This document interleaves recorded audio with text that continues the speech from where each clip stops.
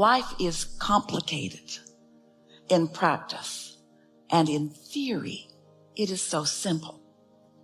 The laws of the universe are so consistent and straightforward, as is your inner being. And so connection to inner being is what's got to come first. That's why we say, get out ahead of it as best you can. And most important, us to you right now, we want you to not be hard on yourself, because you've been trained in this world. You want to be real, first of all. And if you don't know where you are and own where you are, you won't feel the motion forward. Esther really likes it when she has an experience that is contrasting big time on a subject where she's had other contrasting experiences big time. Only this time, it does not take her off her game, where every time before it did. In other words, she knows she's getting it. She's still having knee-jerk reactions, but she doesn't suffer for days over it, or hours over it, or more than a minute or two over it, because she's not willing to. She's been down that track enough. She's no longer trying to prove her worthiness to whatever through her suffering. And it's time for you to stop that. You can be a good parent and have rotten kids, because they're not really rotten. They just are in this moment. You can be a magnificent, deliberate creator and lose your empire and have financial bust and have another divorce and another bad experience. You can be a really good creator and still have not everything in your life going perfectly, because this is how you decide what you want, and this is how you get better and better at it. And it's the better and better at it that's the fun of life. Not one of you said, oh, I'll go forth into this physical body. I'll go, but before I get there, clean up all the mess so that when I come in, everything's nice and smooth for me, so that I can just observe and be happy. Not one of you said that. Every one of you said, I'm ready. I'm ready to mix it up. I'm ready to find my balance. I'm ready to jump in anywhere, see where I am, want more, find my way to it, and eternally evolve. And your inner being says, this is going to be a really good time, and we've got your back, and we won't tell you what to do, and we won't set the course for you.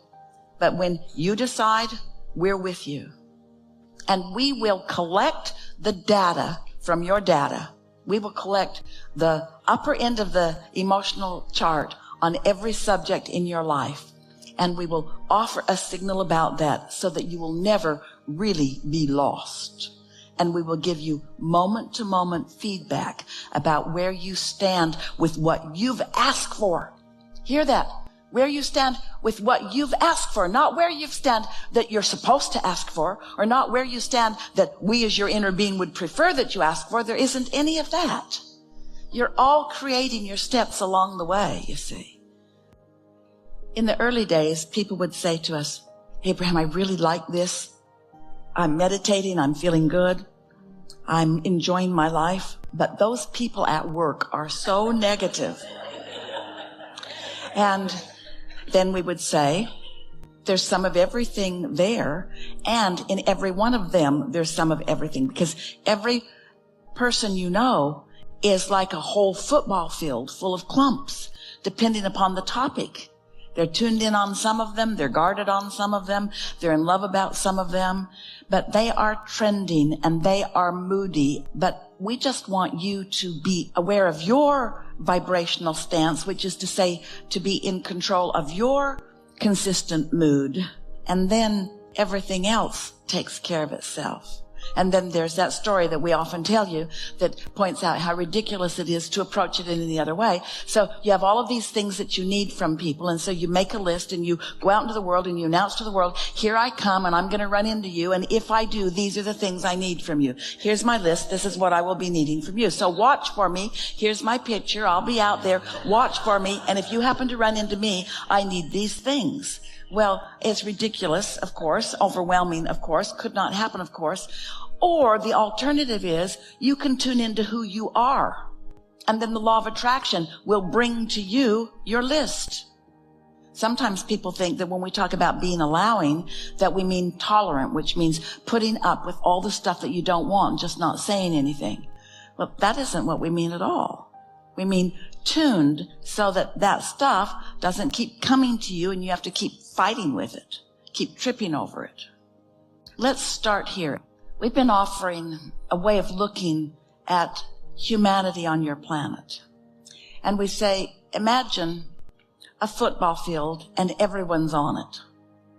And the football field is divided into clusters by the human perspective. In other words, the Republicans are all over there in a little pile, and the Democrats are all over there in a little pile, and Catholics are over there, and Mormons are over there, and Baptists are over there, and gay people are over there, and straight people are over there, and.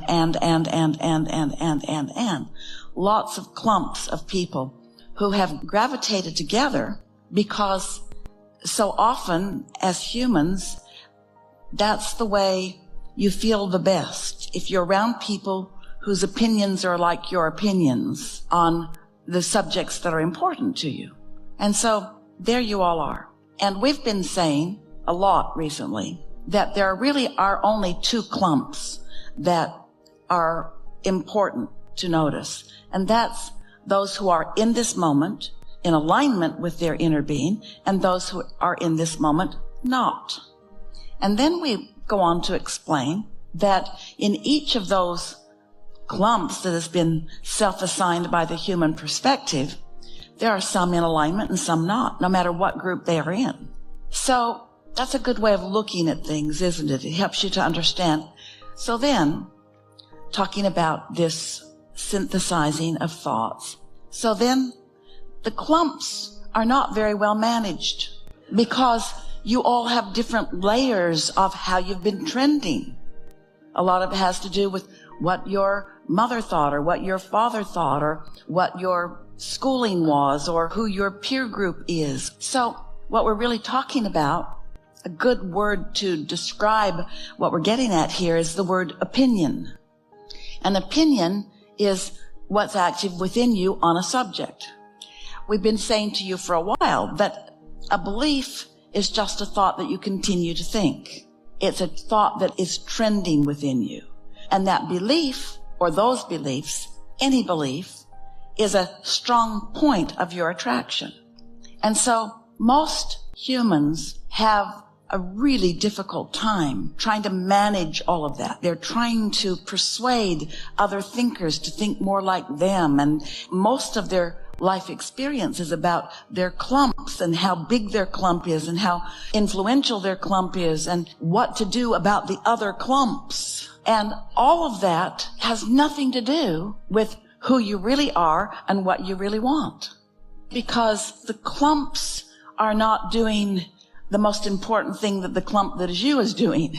They're not coming into alignment and then. And that's really the point that we're getting at. When you understand that you have an inner being and how important your relationship with your inner being is, so you make that primary. So you do the things that tune you up to that. And then you're of value. Opinion maybe isn't your favorite word in all of this, but it's a fine word to explain perspective. When you are merged with, meshed with, tuned in, tapped in, turned on, blended with, in any moment in time, your inner being, you can be sure that your opinion, your thought about it, is good for everyone, not just for you. Because under those conditions, your selfishness includes all of them. When you're tuned to your inner being, then the frequency of them that matches your inner being is all you have access to.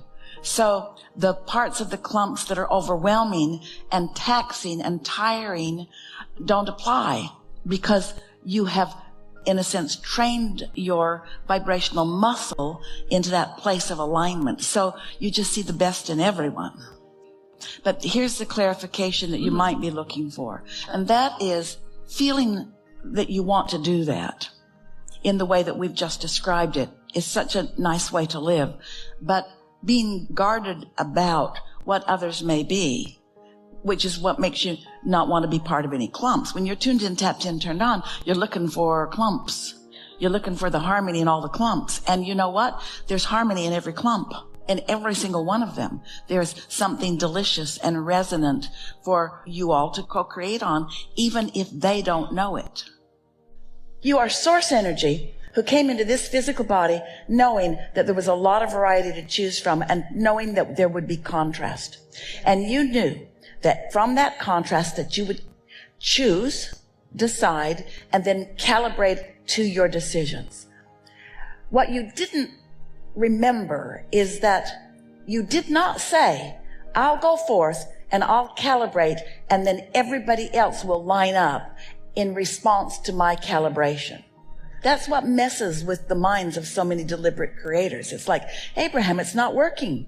I lined up, I felt good, I went where they were, and then I didn't feel good, so it must be their fault. We say, well, they were just part of the massive opportunities to give your attention. In other words, you're the one that gets to focus wherever you focus. But you know, the more you care about feeling good, and the more you do feel good deliberately, and the more you feel good when it's easy to feel good, then the easier it is to feel good when it's not so easy to feel good. Until before you know it, you just feel good most of the time. Esther said yesterday, she said, I'm almost manic. I'm so happy. She could just feel. She could barely contain. You want to feel in love with life like that, but you don't always. Sometimes there's just a convergence of the perfect storm of happiness. The perfect day, all kinds of lovely memories, sitting across a table from lovely people, sitting there with your sister who you love more than life. The weather feels good. You're back doing what you love doing. In other words, the convergence of everything. Esther could not contain herself. And she might say, I want to always feel this way, but she's not going to always feel like that.